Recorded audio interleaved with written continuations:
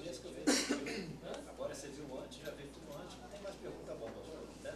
Tem. Eu ia fazer com o Bruno, ele não respondeu. Nós tiramos a renúncia de receita.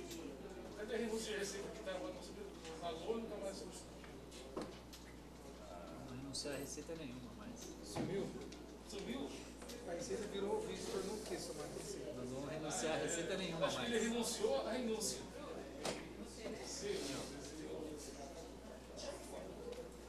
Pega aí. Você sabe? Só você não queria fazer o demonstrativo de renúncia. Senhoras e senhores, boa noite. Para darmos início à audiência pública da Comissão de Economia e Finanças, para debater o tema substitutivo de número 2 de 2017, ao projeto de lei de número 390 de 2017, que estima a receita e fixa a despesa da administração direta e indireta do município de Osasco, para o exercício de 2018, na forma que especifica, de autoria da propositura do Executivo e de acordo com a solicitação do presidente da Comissão de Economia e Finanças, Ricardo Silva. Em seguida, eu convido o vereador Alex, da Academia, para secretar os trabalhos dessa noite. Gostaria de anunciar a composição da mesa: nosso secretário Pedro Sotério, secretário de Finanças, o secretário Bruno Mancini, secretário de Planejamento e Gestão Pública.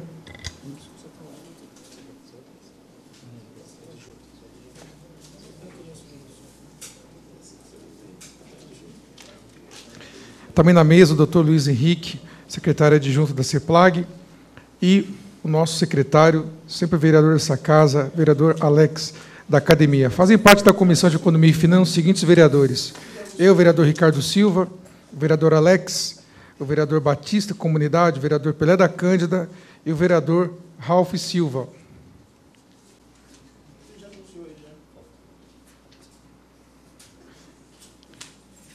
Vou fazer o anúncio aqui das pessoas convidadas: a Karine Simões, diretora Contabilidade e Orçamento da Secretaria de Finanças, e o senhor Donizete de Moura Pereira, representando o vereador doutor Renato Bonin, e a presença especial também do nobre vereador Rogério Santos, que prestigia esta audiência.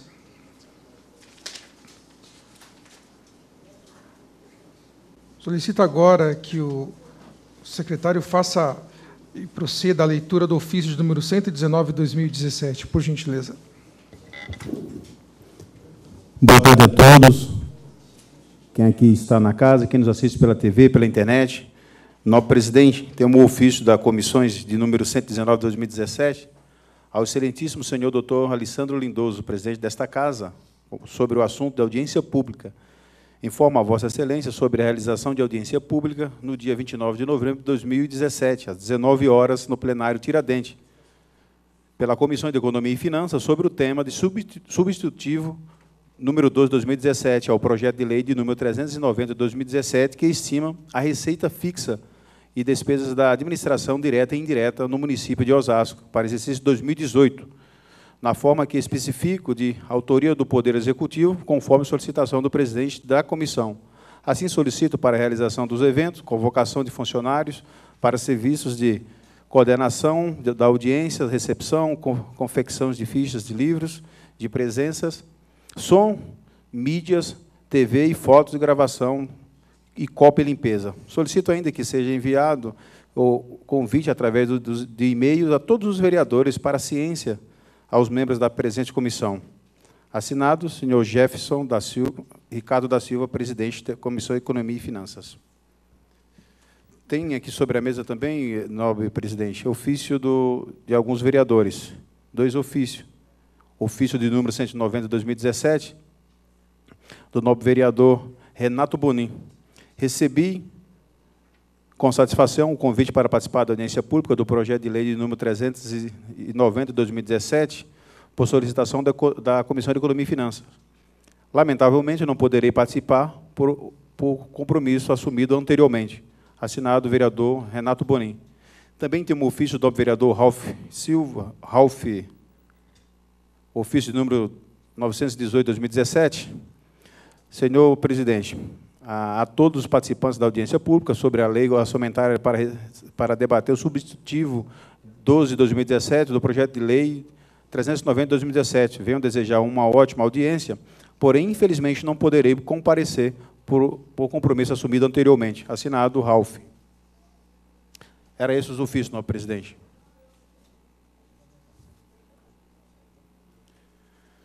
Na pessoa do nosso secretário Pedro Sotero, quero agradecer a presença de todos os palestrantes, agradeço a presença dos vereadores, público e imprensa aqui presente, para prestigiar esta audiência pública tão importante e esclarecedora para a nossa população.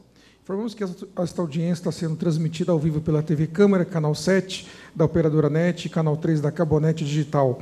Com reprise durante a semana, consulte os horários do nosso portal. Para assistir pelo YouTube, o evento estará disponível e poderá ser assistido a qualquer momento na internet, pelo endereço eletrônico www.osasco.sp.leg.br. O público aqui presente pode participar retirando os formulários na recepção ou com os nossos assessores. As questões pertinentes serão respondidas na parte final deste evento. Na oportunidade agora, gostaria de convidar o secretário da CEPLAG, ou melhor, perdão, a senhora Karine Simões, para fazer uso da palavra ou apresentação, que assim for, de acordo com o que foi planejado. O Bruno faz, então? Você faz sobre a receita também? Já vou dividir na hora ali. Começa comigo, aí eu passo a bola para você. Então, nós vamos começar com o secretário do CEPLAG, o Bruno Bancini. A tribuna sua, secretário. Fica à vontade. Vem para cá, cara. Tá. Vem para cá do ladinho, você já fica na hora. Vamos. Por um momento, nós vamos desfazer a mesa para que possa ser usado o vídeo aqui ao fundo e as pessoas poderem acompanharem a projeção do secretário. Obrigado, boa noite a todos e todas, público aqui presente, nobres vereadores, meus colegas de prefeitura, secretário Pedro, doutor Luiz Henrique, Ingrid, que fazem parte da equipe da CEPLAG. É um prazer a gente sempre voltar aqui a essa casa para defender os projetos de autoria do Executivo. Para mim é uma honra especial. O primeiro projeto de lei orçamentária do prefeito Rogério Lins, meu primeiro projeto de lei orçamentária enquanto secretário de Planejamento, então fico muito feliz de estar aqui defendendo nessa audiência pública. E é importante dizer que esse projeto ele não nasce nesse momento, ele vem de uma construção desde a formulação do Plano Plurianual e da Lei de Diretrizes Orçamentárias, o qual já foi debatido e votado nessa casa, a gente já esteve aqui também. O projeto 390, do qual nós enviamos o substitutivo, que está sob discussão nessa audiência, o preâmbulo dele diz muito bem, ele fixa a receita e ele estima a receita e fixa a despesa para o ano de 2018. Então, é um exercício que a Prefeitura faz, junto com a administração indireta, inclusive essa Câmara Municipal, para consignar todas as receitas que estão previstas de serem ingressadas ao longo do ano, e aí, sim, dar limite às despesas que vão ser executadas ao longo do exercício, prevendo sempre o equilíbrio entre receitas e despesas como princípio da responsabilidade fiscal, da boa gestão pública. É importante frisar, acho que não está passando aqui,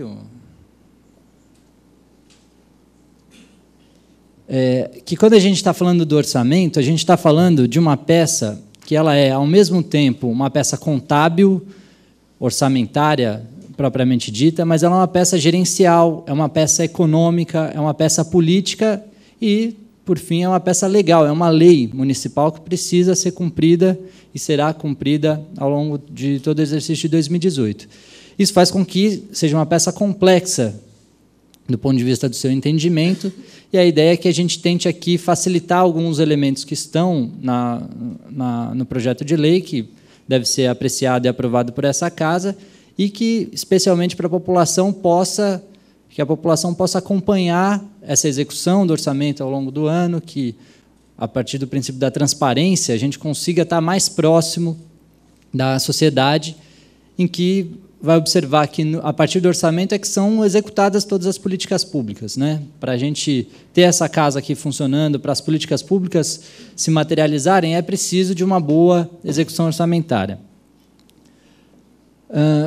Além de toda essa complexidade, o processo orçamentário e a peça orçamentária é um instrumento que tem 3 funções básicas. A primeira é de planejamento, da gente dizer o que nós pretendemos fazer ao longo do ano de 2018. É uma peça que é gerencial, né? Ela é uma peça de gestão, então nós vamos executando aos poucos, e é uma peça de controle. Vereador Jair Assaf, obrigado pelo seu prestígio. Então, nessas 3 facetas do orçamento, é importante que a gente entenda a sua importância, a sua relevância, e possa compreender com detalhes e que a população se empodere, e essa casa também, como órgão fiscalizador do Executivo, se empodere disso e que acompanhe ao longo do ano também, não só nesse momento de aprovação. Como eu disse, a estrutura básica de equilíbrio entre receitas e despesas está prevista nessa peça orçamentária. A gente estimou a receita e fixou a despesa em valores idênticos. E, falando um pouquinho sobre o processo de construção dessa peça, a gente não entrega uma peça do nada, né? Ela tem um processo de construção, e aí eu falei da honra de entregar a primeira peça orçamentária do prefeito Rogério Lins, porque a gente passou por um processo, ao longo desse ano, de muito planejamento, né? A Constituição prevê que o PPA seja elaborado ao longo do primeiro ano de gestão e passe a vigorar a partir do segundo ano de gestão do prefeito até o primeiro ano de gestão do seu sucessor. E esse processo foi muito intenso ao longo desse ano. Então, foram coletadas as informações contidas no programa de governo do prefeito eleito Rogério Lins, o conjunto de planos municipais e legislações que essa casa já aprovou anteriormente e que impõem determinadas regras e políticas públicas que devem ser implantadas na cidade.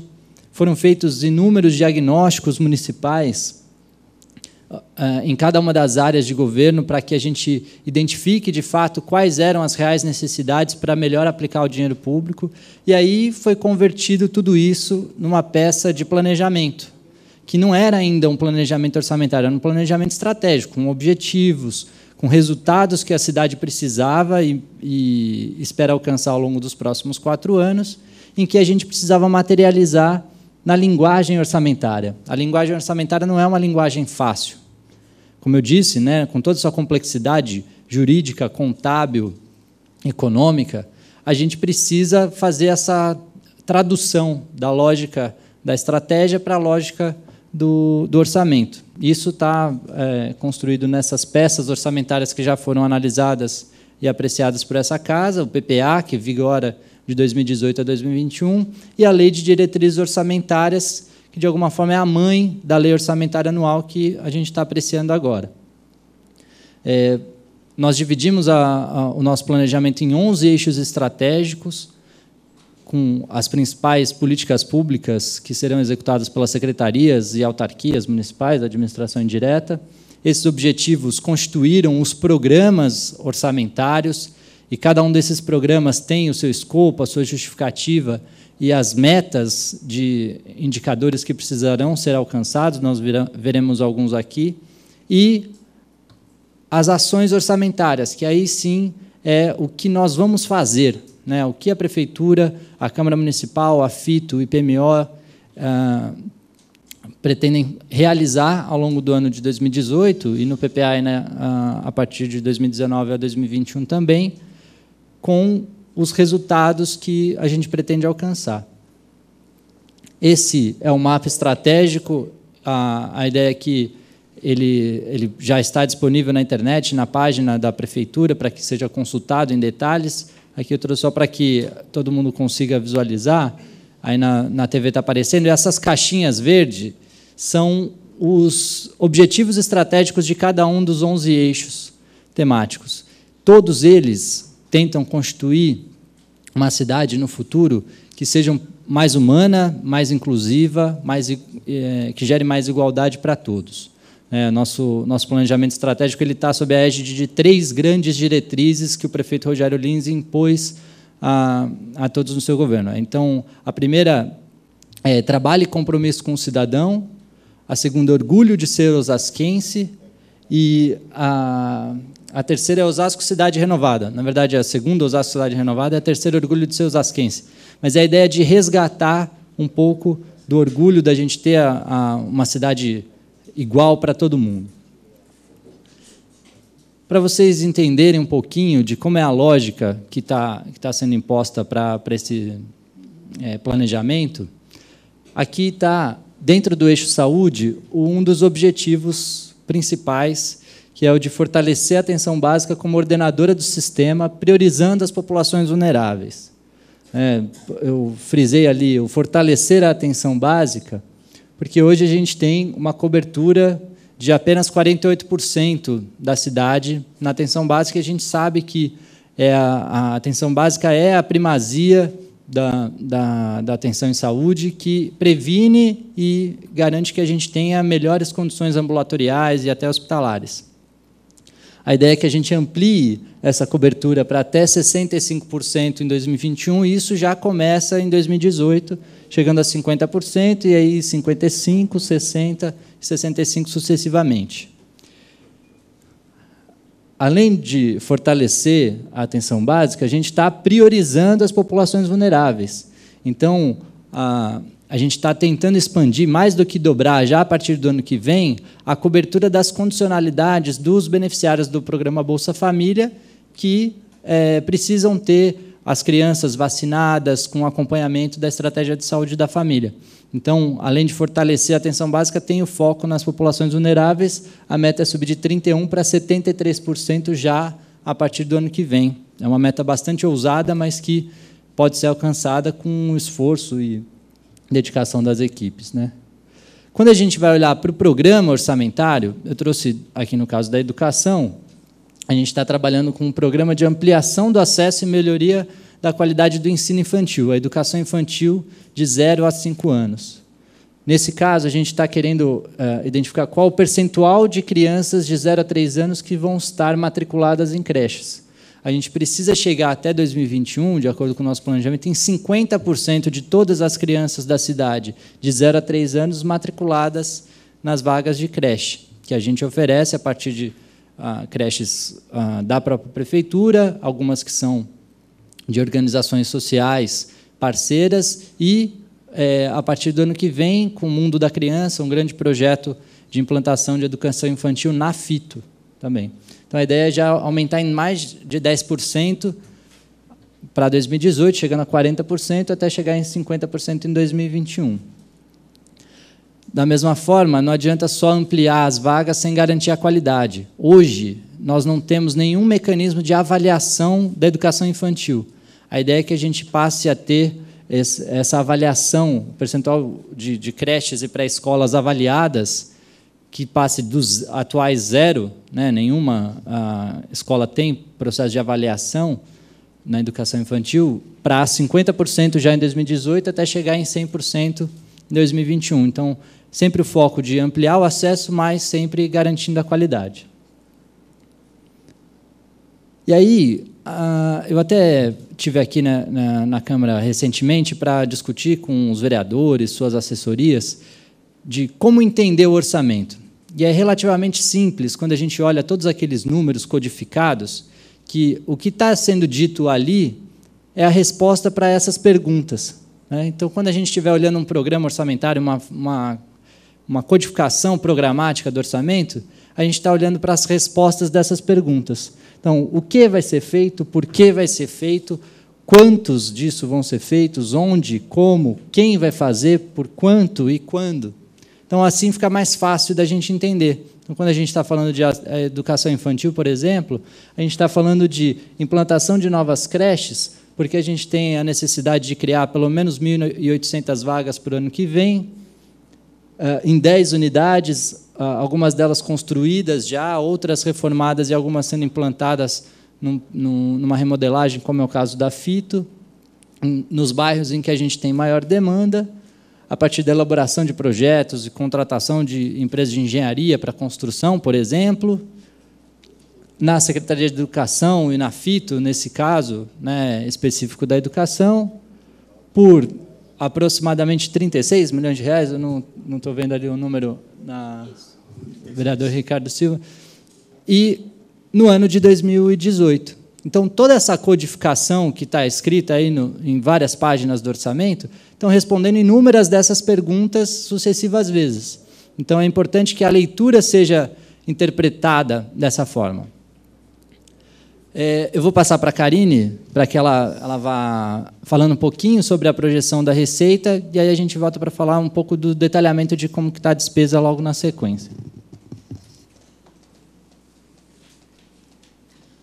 Boa noite a todos, nobres vereadores, público presente, equipe técnica da Secretaria de Finanças e de Planejamento. A gente vai falar um pouquinho da receita.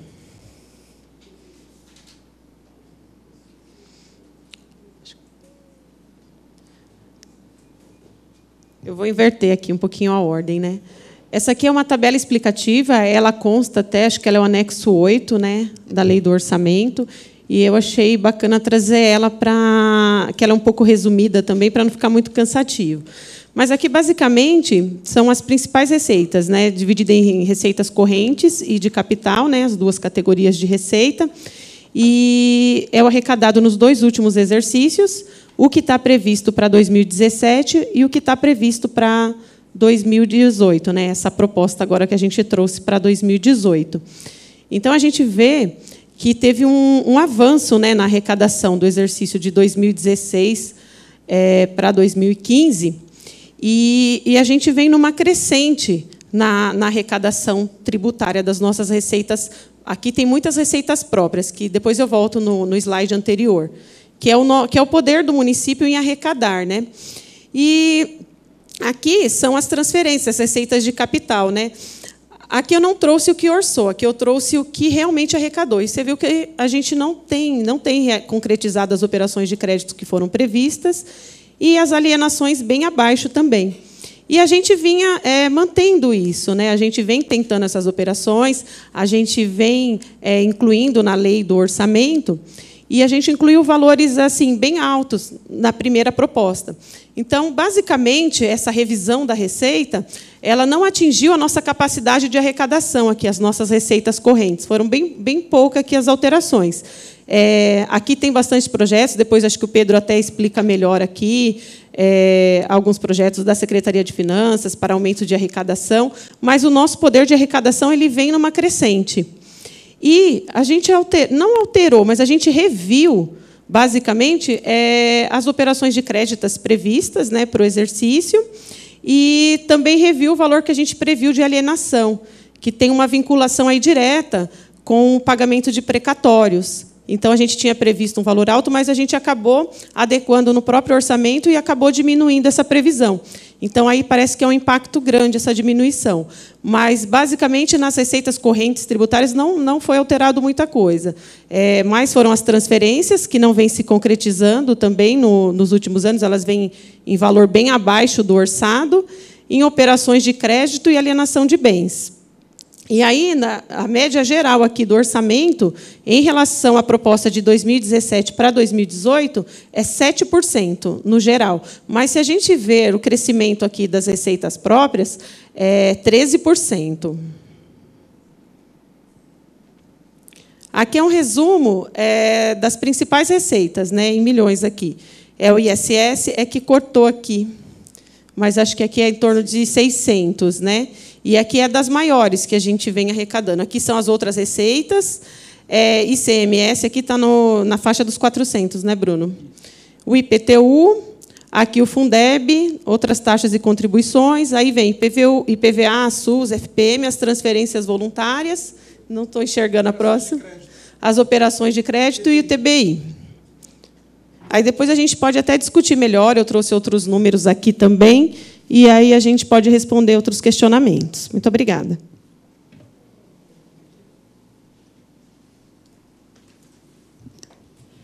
Obrigado, Karine. feita essa projeção da receita, a gente prevendo o quanto a gente tinha condições de arrecadar para o ano que vem, a gente teve que fazer a organização e a priorização das despesas. Então, começando pela distribuição entre os órgãos, esse orçamento que a gente apresenta aqui, essa peça orçamentária, ela é referente à própria Prefeitura, à Câmara Municipal, o Instituto de Previdência do município de Osasco e a FITO, né, a Fundação Instituto Tecnológico de Osasco. Então, ali é só em relação às categorias, a receita intra-orçamentária, então transferências que saem da Prefeitura e vão para esses órgãos indiretos e etc., dá 104 milhões, e a receita orçamentária mesmo, 2 bilhões 470 milhões, totalizando esses 2.574 que vocês vão encontrar no orçamento. Aqui está uma organização por secretaria. A gente tem a Secretaria de Educação, Saúde, Obras, Habitação e Desenvolvimento Urbano, Segurança e Controle Urbano, Transporte e Mobilidade, Finanças, o Gabinete do Prefeito, com o Fundo Social de Solidariedade, o Fundo Municipal de Valorização de Defesa da Criança e do Adolescente, a Secretaria de Administração, Assuntos Jurídicos, Esporte, Recreação e Lazer, Assistência Social, Meio Ambiente, Desenvolvimento, Trabalho e Inclusão, Secretaria da Cultura, Comunicação Social, Indústria, Comércio e Abastecimento, Relações Institucionais e Planejamento em Gestão. Elas estão hierarquizadas do maior para o menor, considerando todas as fontes de recurso. A gente tem a divisão entre receitas de capital, em despesas de capital e despesas correntes. Assim como a Karine explicou, a gente tem despesas que são próprias, receitas que são arrecadadas a partir da própria força arrecadatória do município, que são os impostos e taxas municipais e contribuições, e temos as receitas de capital que vêm de transferências voluntárias do governo federal, do Estado, de outras instituições de fomento, alienação de bens, operações de crédito. No ponto de vista da despesa, a despesa de corrente é a despesa que garante a manutenção de serviços para a população e da estrutura do município como um todo, e a despesa de capital é aquela que é inversão financeira, né, a aquisição de imóveis e que elevam o patrimônio da prefeitura, e a amortização da dívida fundada. Então, tudo que a gente gasta para diminuir a dívida do município também se enquadra na despesa de capital. É importante frisar que boa parte dessa despesa de capital que está aí contida na distribuição das secretarias é investimento, então a gente pretende chegar em mais de 200 milhões em investimento em inúmeras políticas públicas que a cidade tanto precisa, e 1 bilhão e 800 milhões na manutenção de todos esses investimentos, né, e de toda a estrutura que já existe, com todas as políticas e serviços públicos que estão consignados para a população. Então, a gente varia do maior orçamento da Secretaria de Educação, com 620 milhões de reais, para o menor orçamento da Secretaria de Planejamento e Gestão. Nós somos bravos e brigadores lá, a gente tenta, economizando, fazer o nosso trabalho, com 5 milhões e 600 mil reais de execução do ano que vem, incluindo investimentos e despesas correntes, né? Então, aí, totalizando o orçamento da Prefeitura, além das secretarias municipais, que completam esses 2 bilhões e 41 milhões de reais, a gente tem também os encargos gerais do município, que são as despesas com grande parte dos precatórios, o principal e os juros da dívida que o município tem, além de outras despesas que são comuns a todas as secretarias municipais, ficam consignadas nos encargos gerais do município, além da reserva de contingência prevista pela Lei de Responsabilidade Fiscal, a Lei 4.320, no valor de 3 milhões de reais. Aqui é quase aquela mesma categoria, só que a despesa por função. Então, cada função de governo tem uma classificação dirigida pela Secretaria do Tesouro Nacional, que impõe esse tipo de configuração. Então, aí vocês não vão ver serviços e obras, vão ver a função urbanismo ali consignada. E aí, coincidentemente, óbvio, educação é a principal função de governo no que a gente está propondo, e a agricultura, a partir da agricultura urbana, das hortas comunitárias urbanas que a gente tem, a menor das funções governamentais consignadas. E aí, para materializar um pouco mais isso, a gente trouxe os 15 maiores programas. Lembra que eu falei que cada programa tem os seus indicadores, os seus resultados esperados? A gente chegou até a observar alguns aqui na apresentação. Então, os programas de administração e coordenação geral, que são basicamente de manutenção da folha de pagamento e da estrutura de toda a prefeitura e da administração indireta, é o principal programa, com encargos especiais que representam principalmente os precatórios e o principal da dívida que a gente paga, e, na sequência, ampliação do acesso e melhoria da qualidade hospitalar e ambulatorial, melhoria e qualidade do ensino fundamental 1, gestão integrada de resíduos sólidos, modernização e manutenção continuada das vias, espaços públicos e próprios municipais, ampliação do acesso e melhoria da qualidade do ensino infantil, melhoria da qualidade do atendimento de urgência e emergência, melhoria e ampliação do sistema viário, segurança alimentar e nutricional, gestão da política habitacional, ampliação do acesso e melhoria da qualidade do atendimento na atenção básica, combate à violação de direitos sociais, modernização da gestão e administração tributária, incluindo os recursos que o Pedro vai apresentar aqui, quando for interpelado, de expectativa de elevação da receita a partir do PIMAT com o BNDES, e ampliação e melhoria do acesso à cultura, esporte e lazer. Esses programas representam praticamente 90% de todas as despesas. Então, achei importante da gente, por transparência, trazer isso aqui. Então, os programas totalizam 2 bilhões e alguma coisa aí no total. A gente preferiu trazer uma apresentação um pouco mais sucinta, focada nos principais pontos desse projeto de lei e, óbvio, abrir para as perguntas e manifestação dos nobres vereadores e do público aqui presente, que está acompanhando de casa, que a gente possa esclarecer aqui nesse momento ou oportunamente quando for o caso. Muito obrigado.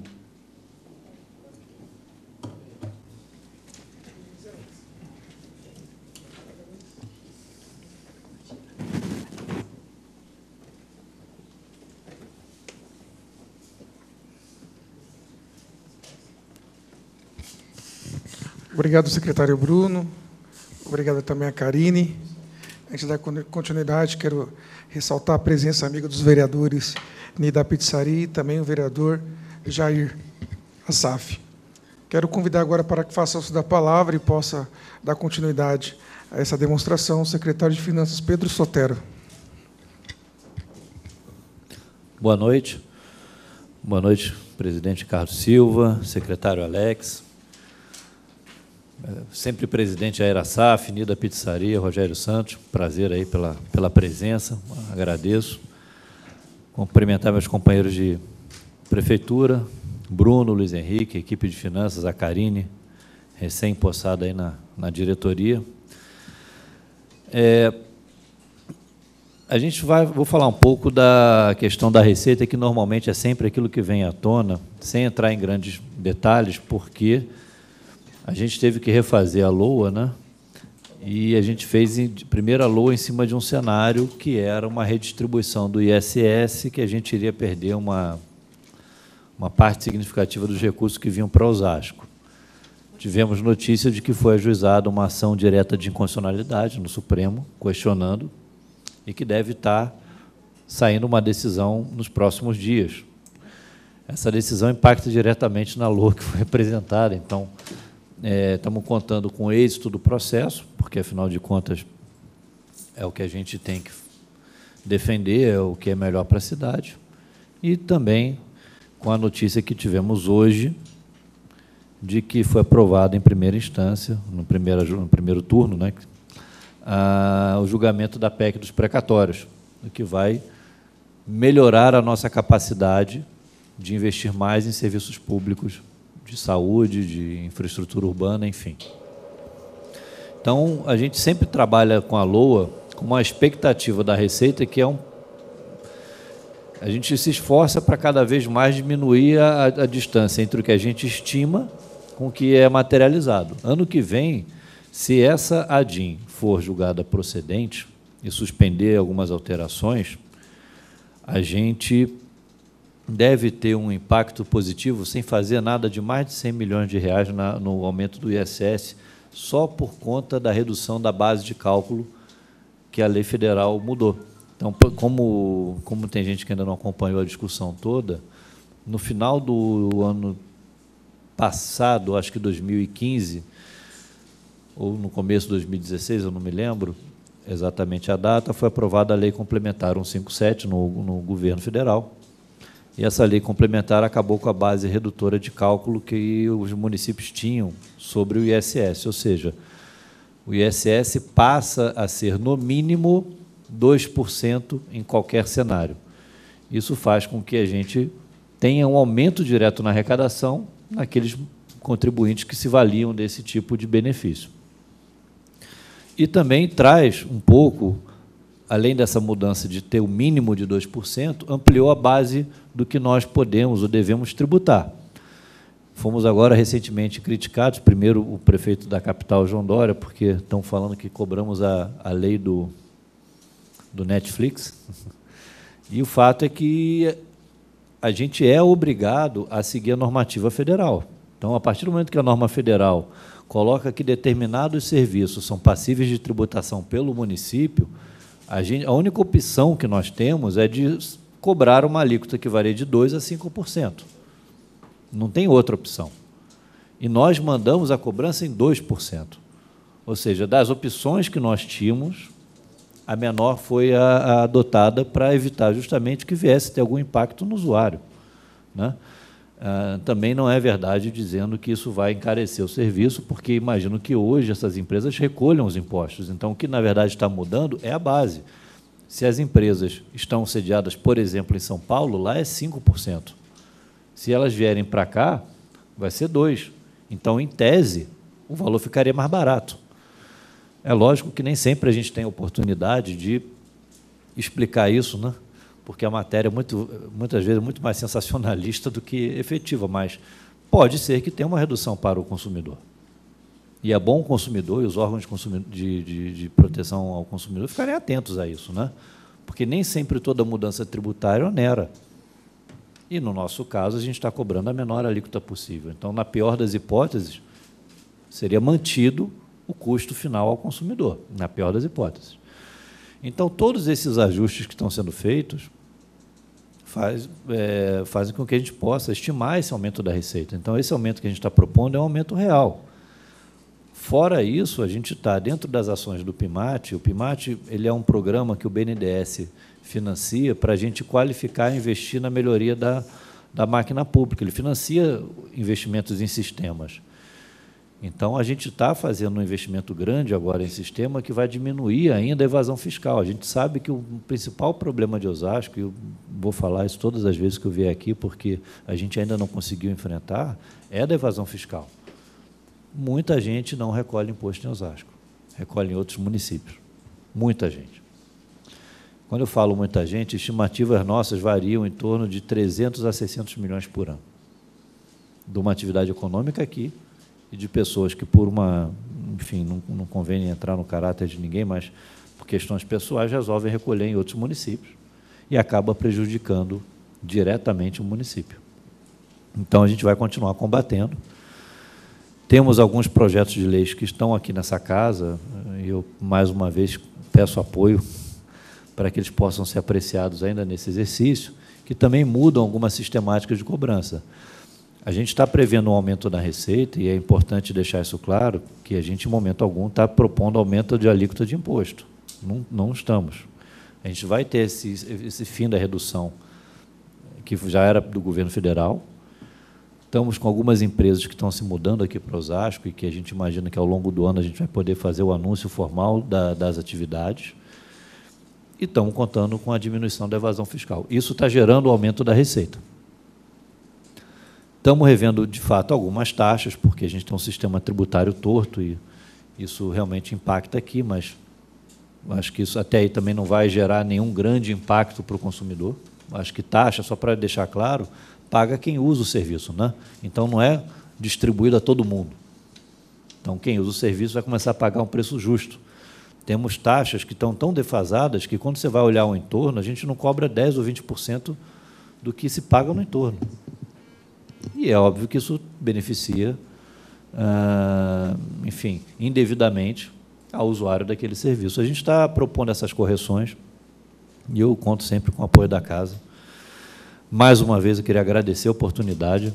Eu acho que essa LOA, esse substitutivo, ele foi muito feliz, acho que simboliza aí uma parceria muito boa que a gente está retomando com a casa, com a CEPLAG. Queria ressaltar a equipe técnica que dá apoio aqui para essa comissão de finanças, que teve inclusive tivemos a oportunidade de debater previamente, no meio de um recesso parlamentar, todos estávamos trabalhando, né? Então, é importante que a gente reconheça isso também, que houve um empenho muito coletivo para que essa LOA viesse para cá, para essa casa, refletindo os anseios, não só da Prefeitura, como de toda a Câmara, ou de todos aqueles que puderam ter o contato. O vereador Nício esteve presente também lá no dia, né, vereador? E quem não estava presente, infelizmente, era eu, porque eu estava em viagem oficial, mas o resultado do trabalho está aí. Foi muito positivo. Parabéns ao Bruno, parabéns à Karine. E estamos à disposição aí para esclarecer qualquer dúvida sobre o tema. Muito obrigado.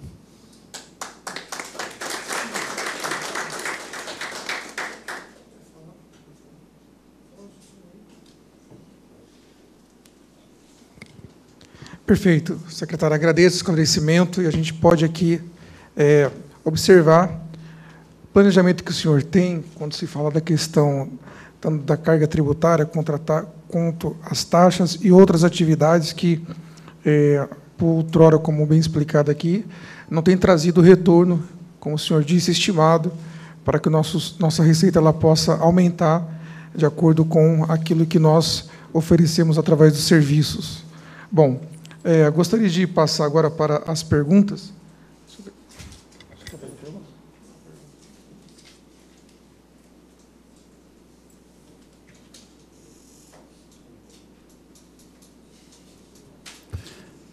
A pergunta do Mário, acho que Mário José, está perguntando aqui, deve ser direcionado para o secretário de Finanças, qual seria o aumento do IPTU para 2018?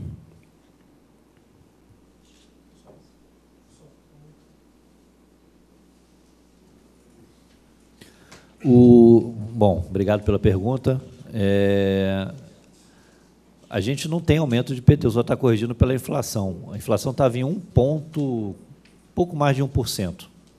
É isso que está previsto que seja aplicado, ou seja, na verdade, temos um valor praticamente igual ao que veio no ano atual. Então, não é que não vai ter aumento, mas o valor de 1%, em alguma coisa, acho que é 1,30, 1,40, não sei precisar, tem um valor fechado já?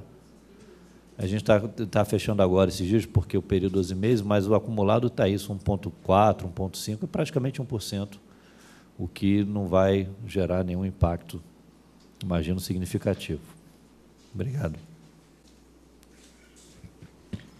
Existe mais alguma pergunta? Alguém gostaria de se manifestar em relação ao que foi explanado pelo secretário Bruno, secretário Pedro e todos que fazem parte da equipe? Bom, sendo assim, vamos partir para o encerramento dessa audiência pública. Contudo, gostaria de também ressaltar a presença da senhora Marlene Mota, chefe do gabinete do nobre vereador Cláudio Locadora, também da Ingrid Rodrigues, que ela é gestora da CEPLAG. Obrigado, Ingrid, pela presença. E dizer, secretário, que nós tivemos aí uma longa conversa e a importância desse diálogo entre, no caso, a Casa e também a Secretaria de CEPLAG, a Finanças, que, desde o primeiro envio da LOA, quando houve algumas mudanças, nós estivemos aqui em conversa constante, que veio tirar dúvida, não apenas nossa, da comissão, mas também dos demais vereadores, quanto a tudo que foi apresentado hoje e que também foi apresentado naquele momento. Então, a importância disso mostra a transparência, a conversa, o diálogo, a intenção e a determinação das ambas secretarias, tanto de Finanças como de CEPLAG, para que a gente possa alcançar os objetivos quando se fala de receitas e também tratando com muito cuidado e carinho a questão das despesas. Então, eu quero agradecer aqui publicamente ao senhor Pedro, né, e também ao Bruno, que gentilmente sempre se propôs, esteve aqui na casa algumas vezes atendendo todos os gabinetes e colocando à disposição para tirar as dúvidas. Quero aproveitar também esse momento para falar sobre a questão do nosso cronograma. Hoje nós estamos realizando a audiência e, no caso, no dia 1º, mês de dezembro agora, sexta-feira, é o término do prazo para o recebimento de emendas parlamentares, até às 18 horas. A próxima data é o dia 5 também de dezembro, cai numa terça-feira, será análise e emissão dos pareceres do substitutivo de número 12, referente ao projeto que nós estamos comentando, e as emendas que vierem a ser recebidas, e o encaminhamento para as sessões de comissões para discussão em plenário.